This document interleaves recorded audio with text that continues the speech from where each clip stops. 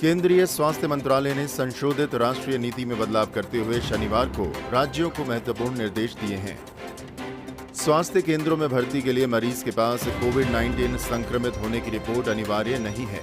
किसी दूसरे राज्य या शहर से मरीज को इलाज से इनकार नहीं किया जा सकता। अस्पताल में दाखिला निश्चित रूप से जरूरत के आधार पर होना चाहिए। ये सुनिश्चित किया जाना चाहिए कि बिस्तर उस व्यक्ति की वजह से भरा ना हो जिसे अस्पताल में भर्ती करने की आवश्यकता नहीं है।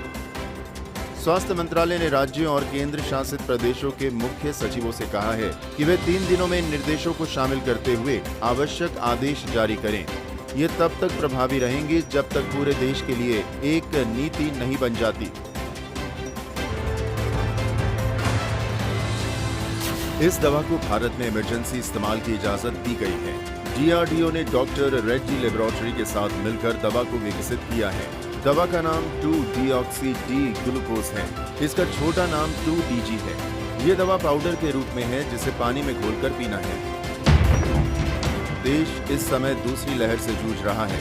ऐसे में 2DG दवा का आना गेम चेंजर हो सकता है, क्योंकि कोरोना पर इसे बड़ा कारगर माना जा रहा है।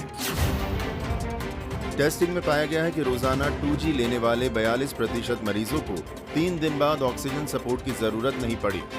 65 साल से ज्यादा उम्र के लोगों पर भी ये दवा कारगर पाई गई है। दावा है कि दवा से कोरोना मरीज 7 दिन में ठीक हो सकता है। मतलब दवा के इस्तेमाल से मरीजों के शरीर में ऑक्सीजन की निर्भरता भी कम करती है और अस्पताल में भर्ती मरीजों को जल्दी ठीक भी करती है। लेकिन इस दवा के बारे में एक बात सबको जान भी लेनी चाहिए और मान भी लेनी चाहिए। ये दवा सिर्फ मध्यम और गंभीर लक्षणों वाले मरीजों के लिए ही है। ये दवा सिर्फ अस्पतालों में ही दी जाएगी। अब जानिए ये दवा काम कैसे करती है और क्यों ये दवा पूरी दुनिया में एक मिसाल बन सकती है। दरअसल ये दवा मरीज के शरीर में कोरोना वायरस के साथ घुल जाती है। इसकी वजह से वायरस ग्रोथ नहीं कर पाता। ये दवा चूंकि सामान्य अणु और ग्लूकोज की तरह है, इसलिए देश में भारी मात्रा में आसानी से बनाई जा सकती है। वायरस से संक्रमित कोशिकाओं पर इस दवा का खास ढंग से काम करना इसे खास बनाता है।